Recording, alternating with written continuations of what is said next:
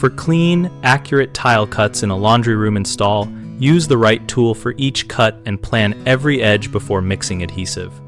Start by laying out all tiles in a dry fit to mark every cut precisely and to map how tiles will meet cabinets, doorways, and appliances.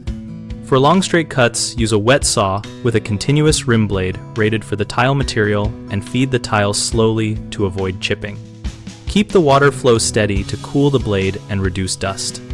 For curved or irregular cuts around pipe collars or odd shapes, use tile nippers to remove small sections, then refine the edge with a rubbing stone or diamond hand pad so the curve sits flush. For ceramic or porcelain floor tiles under a 1/4 inch thick, a score and snap cutter gives very straight cuts quickly. Score firmly once, then apply even pressure to snap cleanly along the scored line. For small notches or trimming to fit under baseboards, use a carbide grit wheel on a rotary tool with steady light passes to avoid overheating the glaze. Always mark the tile on the face with a grease pencil, clamp the tile where possible to prevent vibration, and verify orientation before cutting to avoid a left-right mirror mistake. Common problems are chipping at the edges when using the wrong blade or cutting too fast, which you can prevent by switching to a continuous rim blade for porcelain and slowing your feed rate.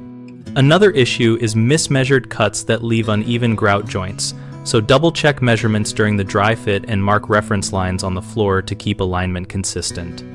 A third concern is dust and debris that clog blades or create respiratory hazards, so keep a steady water feed on wet saws, use wet cutting methods where appropriate, and wear a rated respirator and eye protection for dry cutting.